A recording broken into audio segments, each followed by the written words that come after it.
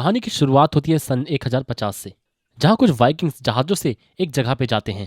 यहाँ पर आकर उन्होंने कई लोगों से लड़ाई की और एक ऐसी जगह जहाँ पर सोना चांदी और खजाना है उसके बारे में पूछा। वहाँ के लोगों ने उनको उस जगह के बारे में तो बता दिया, साथ ही ये भी कहा कि उस जगह पे मत जाओ वरना बहुत ही बुरा होगा। पर इन लोगों ने उनकी कोई भी बात नहीं मानी। जब ये लोग वहाँ पर पहुंचे तब उन्हें कोई खजाना तो नहीं मिला, बल्कि उनको वहाँ पर भेड़िए का एक बच्चा मिला। ये लोग इस भेड़िए को लेकर अपने साथ जहाज में चले जाते हैं और हमें दिखाया जाता है अब 1000 साल बाद का समय, जहाँ पर थैली नाम की लड़की, जो कि इस कहानी की मेन कैरेक्टर है, अपने फैमिली के साथ रहा करती थी। तभी थैली का दोस्त उसे फोन करता है और उसको साथ पार्टी में चलने के लिए कहता है। अब थैली अपने फैमिली से छुप छुपा कर अपना बैग उठाकर घर से निकलने लगती है। वो साथ ही फैमिली को कहती है कि मैं घर लेट आऊंगी। अब यहीं पर एक लड़की, जो कि टाउन के मेयर की बेटी होती है, उसको थैली से बहुत ही जलन हो रही होती है, क्योंकि उसका दोस्त और थैली बहुत ही करीब होते हैं। मेयर की बेटी वहां पर आती है और उसके दोस्त को ले जाकर साइड में उससे कुछ बातें कर रही होती है, जहां थैली भी उसकी बातें सुन लेती है। वो उससे कह रही होती है कि तुम थैली को यहाँ पर क्यों लेकर आए, कम से कम मुझसे पूछ तो लिया होता। ये सुनकर थैली को बहुत ही ज्यादा बुरा लगता है और वो वहां से जा रही होती है। तभी उसे चिल्लाने की आवाज सुनाई देती है। आवाज सुनकर जब वहां पर देखने जाती है तब वो देखती है कि उसका दोस्त और मेयर की बेटी काफी घायल हैं और वो काफी जोर जोर से चीख रहे होते हैं। मेयर की बेटी काफी ज्यादा घायल होती है। वो उसको उठाने के लिए, सहारा देने के लिए आगे बढ़ती है। तभी पीछे से कोई आकर उसके कंधे पे भी हमला कर देता है। अब इतना कुछ होने के बाद ये काफी डर जाती है। तभी वो देखती है कि मेयर की बेटी को कोई पीछे से पकड़कर झाड़ियों में घसीट कर ले जा रहा है। उसे कुछ भी समझ में नहीं आ रहा था कि आखिर ये हो क्या रहा है और वो डर के काफी ज्यादा चीख रही थी। तभी यहाँ पर पुलिस ऑफिसर भी आ जाते हैं। पुलिस ऑफिसर में थैली की मॉम भी होती है, जो कि एक पुलिस ऑफिसर होती हैं। यहाँ एक और पुलिस वाला थैली की मॉम को बताता है कि यहाँ पर जिस किसी चीज ने भी हमला किया है वो मेयर की बेटी को अपने साथ घसीट कर अंदर ले गया है और अभी तक उसका कोई भी अता पता नहीं है। साथ ही उसके साथ एक लड़की भी थी, जो कि तुम्हारी बेटी ही है। अब तुम्हें ही जाकर उससे पूछताछ करनी होगी, शायद वो तुम्हें बता सके। थैली की मोम ये सुनकर काफी ज्यादा डर जाती है और थैली के पास जाकर उससे पूछती हैं। कपड़ों पे लगा खून देखकर थैली की मम पूछती है कि तुम ठीक तो हो। तब वो बताती है कि ये खून मेरा नहीं बल्कि मेयर की बेटी का है। उसको बचाते वक्त मुझे ये खून लग गया था। आसपास तलाशी लेने पर उनको मेयर की बेटी का फोन मिलता है और तभी थैली की मॉम को वहां पर एक नाखून भी मिलता है, जो कि किसी खूंखार जानवर का लग रहा था। तभी हम देखते हैं कि अगले दिन थैली की आंख खुलती है, जहां वो सामने अपनी मॉम को पाती है। उसकी मॉम उससे पूछती है कि अब बताओ कि तुम्हारे साथ आखिर हुआ क्या था। तब वो धीरे धीरे अपनी मॉम को सारी बात बताती है कि अचानक मेयर की बेटी की चिल्लाने की आवाज़ आई और जब मैं वहां पर गई तब वहां पर वो लोग खून से लथपथ थे, पर वहां पर अंधेरा काफ़ी ज़्यादा था। इसी वजह से मैं देख नहीं पाई कि वो चीज़ थी क्या। तभी हम देखते हैं कि थैली की आंखों का रंग भी बदल जाता है, यानी एक आंख दूसरे रंग की और एक आंख दूसरे रंग की हो जाती है। अब पुलिस ऑफिसर्स भी उन सभी बच्चों के बयान ले रहे होते हैं, जो कि रात में पार्टी में मौजूद थे, पर उनको कुछ खास जानकारी नहीं मिलती और अभी तक मेयर की बेटी की लाश भी नहीं मिली थी। रात को थैली की मॉम उस नाखून के बारे में सर्च कर रही थी, जो कि उनको रात में जंगल से मिला था, जहां वो नाखून एक भेड़िए के नाखून से मैच हो जाता है। वो अपने साथी पुलिस ऑफिसर को कॉल करती हैं और उसको भी बताती हैं कि ये नाखून एक भेड़िए का है। अगली सुबह थैली की मॉम के पास कॉल आता है और उसको पता चलता है कि मेयर की बेटी की लाश मिल चुकी है। पर यह बात जैसे ही थैली सुनती है वो काफ़ी ज़्यादा घबरा जाती है, क्योंकि वो उसी दिन से काफ़ी ज़्यादा डरी और सहमी रहती थी। थैली की मॉम जब लाश को चेक करने जाती है तब वहाँ पर उसकी हालत काफ़ी ज़्यादा खराब होती है। डॉक्टर उसे बताते हैं कि इसकी लाश को काफ़ी दूर तक घसीटा गया है और उसके शरीर से मांस के कुछ टुकड़े भी गायब हैं। जब वो बाहर आती है तब मेयर की वाइफ अपनी बेटी को देखने की जिद करती है, मगर वो उन्हें वहां रोक लेती है, क्योंकि लाश की हालत इतनी खराब थी कि वो उन्हें देख नहीं सकती। अब थैली अगले दिन उस हादसे वाली जगह पे जाती है, जहां पर उसको बहुत ही अजीब सा लग रहा था। तभी वो मेयर की बेटी को देखती है। दरअसल ये बस उसका एक वहम होता है। उधर पुलिस स्टेशन में एक बूढ़ा आदमी आता है और थैली की मॉम से मिलता है। उसके पास इस केस से जुड़ी कुछ जानकारी होती है।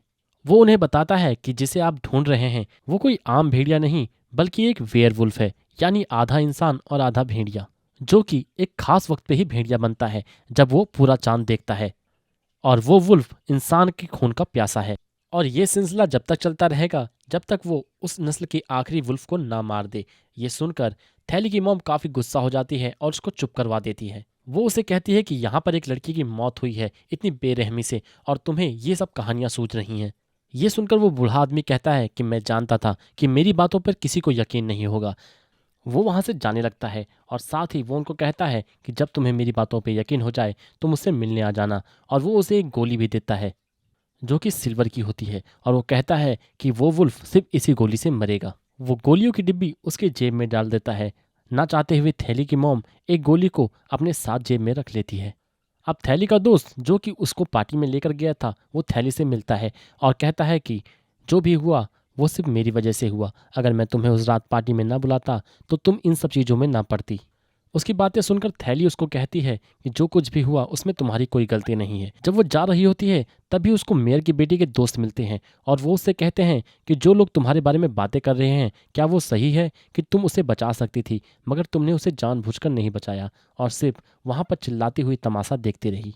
ये सुनकर उसको बहुत ही ज़्यादा गुस्सा आता है और वो वहाँ से चली जाती है। वो घर आकर शीशे में रोते हुए अपने कंधे पे लगे जख्म को देखती है जो कि अब दिन ब दिन बढ़ता जा रहा था। उसको परेशान देख उसकी मॉम उससे बात करने के लिए आती है मगर वो उनसे बात नहीं करना चाहती थी। जब वो रात में सो रही होती है तब उसको एक अजीब सा सपना आता है जिसमें वो खून के ऊपर तैर रही होती है, जिसके बाद वो चौंक कर जाग जाती है। तभी हमें डॉक्टर को दिखाया जाता है जो कि मेयर की बेटी की लाश को चेक कर रहे होते हैं, जिसे अब वो नाखून का टुकड़ा भी दिखाया जाता है। उसको चेक करके वो बता देता है कि ये नाखून का टुकड़ा वुल्फ का ही है। अब थैली की मॉम कुछ शिकारियों और अपने साथियों के साथ जंगल में जाती है ताकि वो लोग उस वुल्फ को पकड़ सकें। जिसके बाद उनको आगे चलकर जंगल में एक और लाश मिलती है जिसका सर ही नहीं होता। वो उस लाश की तलाशी लेने लगते हैं। वहां पर वो लोग शिकारियों को छोड़कर आगे बढ़ जाते हैं। अंदर जाने पर उनको वहां पर एक गुफा दिखाई देती है। जब वो लोग अंदर आगे बढ़ते हैं तब वहां पर एक खाई होती है। खाई में नीचे उतरने के लिए सीढ़ी लगी होती है मगर वहां बहुत ही ज्यादा अंधेरा होता है। जब वो लोग नीचे उतर रही होते हैं तभी थैली की मॉम का पांव फिसल जाता है और वो सीधा जाकर नीचे गिरती हैं। इधर वो शिकारी जो लाश के पास रुके हुए थे उनको कुछ अजीब सी आवाजें आने लगती है। जब वो लोग इधर उधर देखते हैं तभी उनको ऊपर से एक वुल्फ उनकी तरफ आता हुआ दिखता है। वो अगले ही पल उन पे हमला कर कर सभी लोगों को बहुत ही बेरहमी से मार देता है। इधर पुलिस वालों ने भी उनकी आवाजें सुन ली होती हैं। वो जल्दी से थैली की मॉम को ऊपर आने को कहते हैं और भागकर वहां पर देखने जाते हैं। पर वहां पहुंचने पर वो वुल्फ ही इन लोगों पर हमला कर कर एक एक करके सबको खा जाता है। अब थैली की मोम जैसे ही सीढ़ियों से ऊपर आती है तभी उनके सामने वो वुल्फ आकर खड़ा हो जाता है जो कि देखने में काफी ज्यादा खूंखार लग रहा था और काफी बड़ा भी था। अब जैसे ही वुल्फ उनके ऊपर हमला करने वाला होता है उनका पांव फिसलता है और वो नीचे आकर गिर जाती है। वुल्फ भी अब नीचे खाई में उतर आता है। अब उसको अपने इतना पास देखकर वो बंदूक निकालती हैं और लगातार उस पर गोलियां चलाती हैं मगर इन गोलियों का वुल्फ के ऊपर कोई भी असर नहीं हो रहा था और वो धीरे धीरे इनकी तरफ बढ़ता ही जा रहा था। अब तभी उनको जेब में रखी उस गोली का ख्याल आता है और वो गोली लगाकर उस वुल्फ के ऊपर चला देती हैं। अब ये गोली लगते ही वुल्फ वहीं पर ढेर हो जाता है। थैली की मॉम की आंख जब खुलती है तब वो एक हॉस्पिटल में होती है। उनका साथी कोमा में जा चुका था और उनकी टीम के काफ़ी लोग मारे जा चुके थे। उधर थैली के साथ कॉलेज में बहुत ही अजीब हो रहा था। उसको हल्की सी भी आवाज़ काफ़ी तेज सुनाई दे रही थी। परेशान होकर वो वहाँ से वॉशरूम में चली जाती है।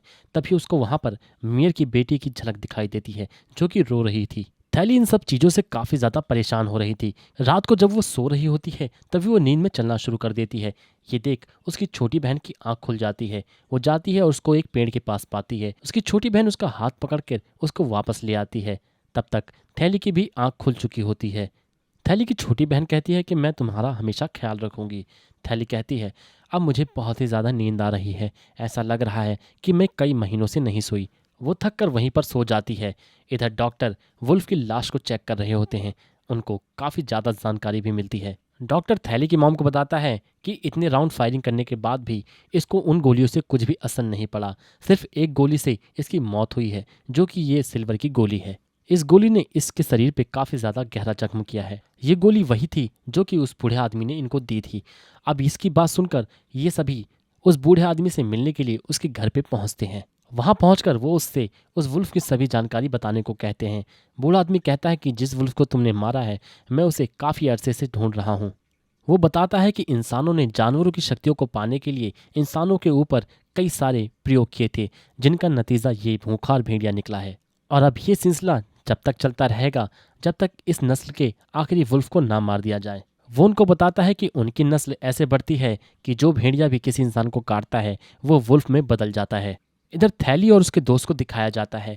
उसका दोस्त उससे पूछ रहा होता है कि उस दिन तुम्हें क्या हुआ था जब तुम वॉशरूम में उठ के चली गई थी। वो उसे बताती है कि मुझे नहीं पता कि मुझे क्या हुआ है, मैं काफ़ी समय से अपने अंदर कुछ अजीब सी चीज़ें महसूस कर रही हूँ।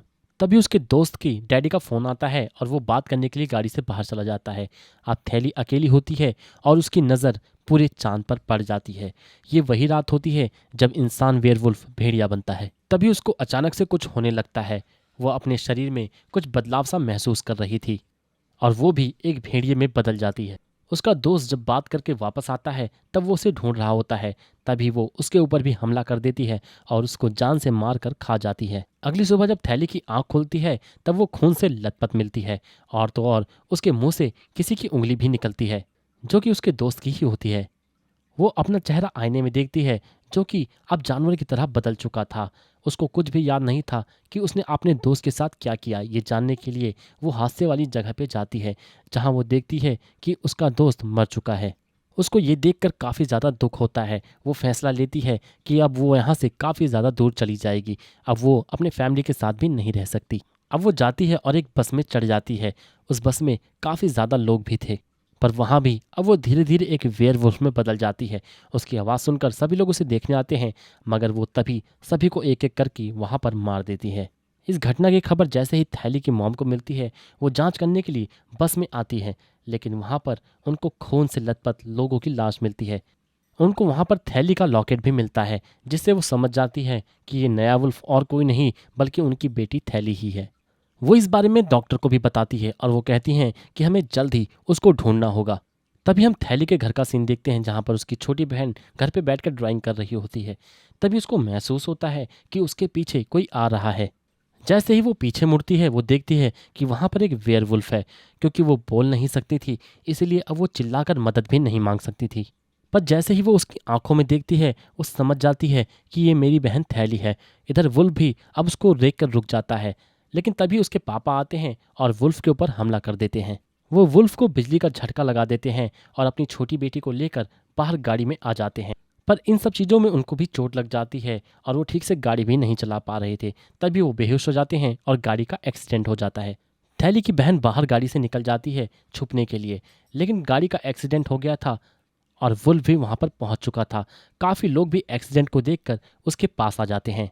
अब भीड़ को देखकर वुल्फ भी इन सभी लोगों पे हमला कर देता है और एक एक करके सभी को मार देता है। तभी थैली की बहन ये सब देखकर काफ़ी दुखी होती है और वो उसको रोकने के लिए उसके सामने आती है। वो वुल्फ से इशारे में बात करती है और कहती है कि मैं हमेशा तुम्हारा ख्याल रखूंगी। लेकिन तभी वहाँ पर पुलिस वाले और थैली की मॉम भी आ चुकी थी। मौका मिलते ही वो लोग वुल्फ के ऊपर इंजेक्शन शूट कर देते हैं मगर वुल्फ इससे मरा नहीं था। वो लोग भाग कर जाकर एक स्टोर में छुप जाते हैं। चारों तरफ अब सन्नाटा था। तभी गाड़ी की तेज रोशनी दिखाई देती है। ये गाड़ी वही बूढ़ा आदमी चला रहा होता है और गाड़ी से लाकर वुल्फ को ठोक कर स्टोर के अंदर घुस जाता है। इससे उसको काफ़ी ज़्यादा चोट भी लग जाती है। तभी वुल्फ आता है और इस बूढ़े आदमी को भी मार देता है और अब वो अपने मॉम के ऊपर भी हमला कर देती है। वो खुद को बचाने की काफ़ी ज़्यादा कोशिश करती है मगर उसकी मदद करने के लिए डॉक्टर भी नहीं आ पा रहा था क्योंकि उसको भी काफ़ी ज़्यादा चोट लग गई थी।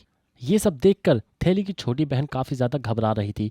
वो हिम्मत कर कर आती है और डॉक्टर के पास पड़ा इंजेक्शन उठाकर वुल्फ के ऊपर लगा देती है जिससे वो वहीं पर बेहोश होकर गिर जाती है। सीन यहीं पर कट जाता है जहाँ थैली की मॉम वुल्फ के सामने रो रही होती है। वो कह रही होती हैं कि बेटी मैं तुम्हारा ख्याल नहीं रख सकी।